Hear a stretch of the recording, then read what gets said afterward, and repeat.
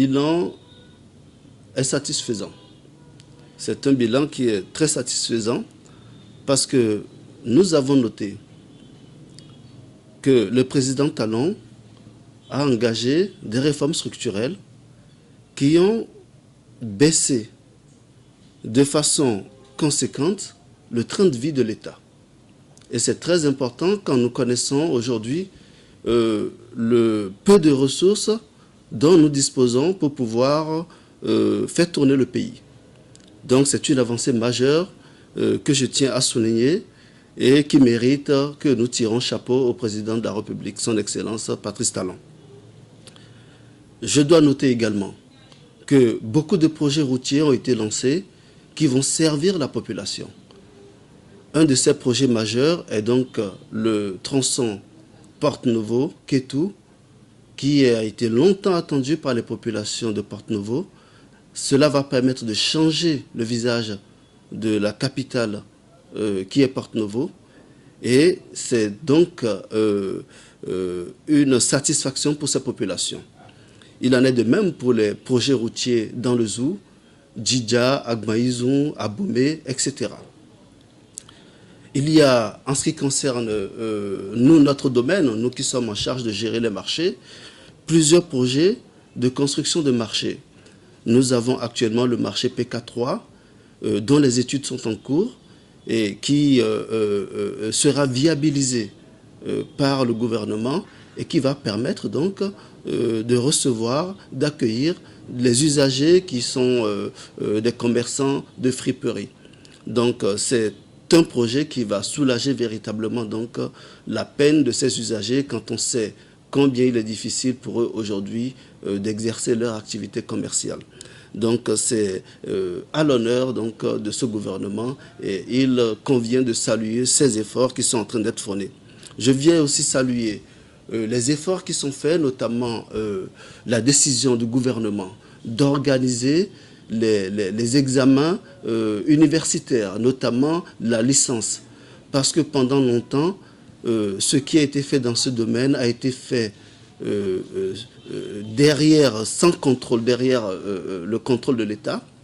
Et aujourd'hui, cela va donner beaucoup plus de crédibilité donc, à nos diplômes universitaires à l'étranger. C'est à l'actif de ce gouvernement et il est normal de saluer ces efforts également qui sont en train d'être faits. Et je pense également qu'il faut souligner que nous avons tous remarqué qu'il y a une maîtrise de la crise énergétique aujourd'hui au Bénin. Sans énergie, il n'y a pas de développement. Et contrairement à ce que nous vivions il y a quelques années, les coupures de courant ont baissé de façon vraiment remarquable. Et nous tenons donc à saluer les efforts qui sont fournis par le ministre de l'Énergie dans ce domaine. Et nous savons qu'il y a beaucoup à faire encore et le gouvernement a mobilisé suffisamment de ressources pour la construction de nouvelles installations en vue d'améliorer donc notre autonomie énergétique. Dans le domaine des loisirs et du sport, on peut noter également une augmentation des subventions accordées aux différentes fédérations. Cela va permettre également de promouvoir le monde du sport, parce que le développement peut se faire également à travers le sport et la culture. Donc je pense que c'est des avancées majeures qu'il faut souligner. Sur le plan politique, le président a engagé des réformes politiques très importantes. La réforme du système partisan, qui va permettre aujourd'hui d'aller à de grands rassemblements politiques, va permettre un tant soit peu d'assainir le milieu politique. Et nous savons que cette réforme est suffisamment avancée et nous espérons que c'est une réforme qui va aboutir parce que notre jeune démocratie a besoin d'avancer sur ce terrain.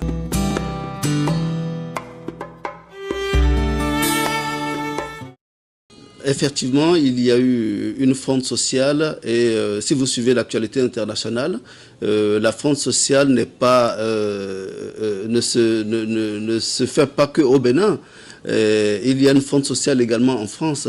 Vous savez, quand vous voulez réformer un système, vous vous heurtez toujours à des oppositions.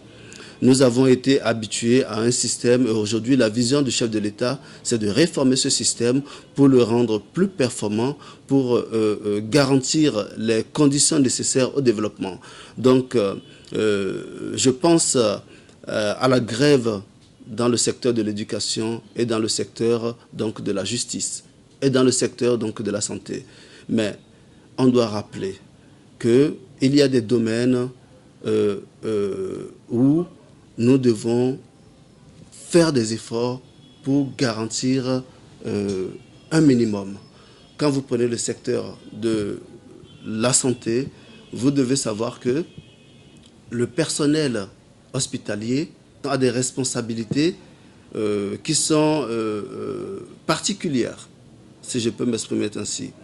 Parce qu'on ne peut pas comprendre que des malades soient laissés pour compte tout simplement parce que le personnel hospitalier est en grève. C'est vrai que le droit de grève est un droit constitutionnel, mais au-dessus de ce droit, le droit à la vie, le droit à recevoir des soins, est au-dessus donc de tous les droits. C'est un droit fondamental. Donc le chef de l'État a donc voulu réformer donc ce système-là. Le système éducatif également a connu beaucoup de turbulences. Aujourd'hui, le calme semble revenir et nous appelons donc les acteurs de ce système éducatif à beaucoup plus de tempérance, à penser donc à l'avenir des enfants, un temps soit peu.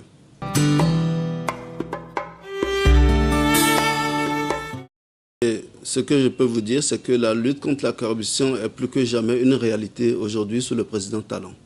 Parce que nous avons remarqué qu'il y a une vraie avancée dans ce domaine. J'en veux pour preuve la corruption policière. C'est quelque chose auquel nous avons été longtemps habitués, qui aujourd'hui n'existe pratiquement plus. N'existe pratiquement plus. Et donc, il convient de saluer la volonté du chef de l'État de faire de cette lutte-là un cheval de bataille. Et je pense que tant que nous n'allons pas finir avec ce fléau qu'est la corruption, nous n'allons jamais amorcer le développement de ce pays.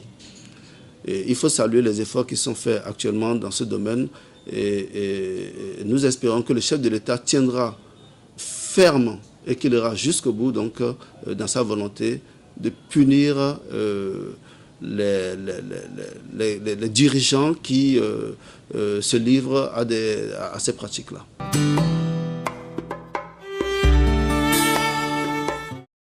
Le péage n'a aucun souci. Vous avez parlé de l'aéroport de Glodjigbe.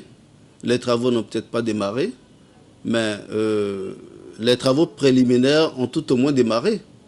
Je veux parler de la phase d'indemnisation, parce qu'il faut indemniser les sinistrés.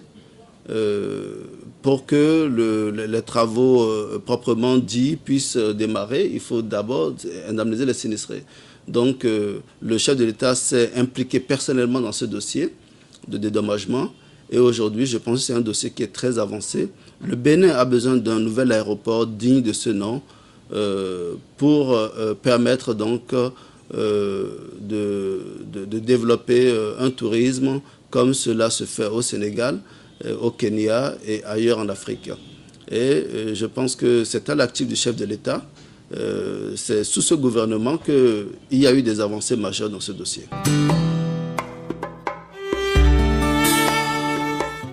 Alors notre appel à la population, c'est nous appelons les Béninois à être optimistes, à être positifs. Et c'est dans l'optimisme que nous allons avancer. Aujourd'hui, nous devons faire bloc derrière le gouvernement et soutenir les actions du gouvernement pour que les résultats escomptés puissent être au rendez-vous. L'heure n'est point à la division, à la confusion, mais plutôt au rassemblement parce que l'objectif est commun et c'est le développement et le mieux-être des populations.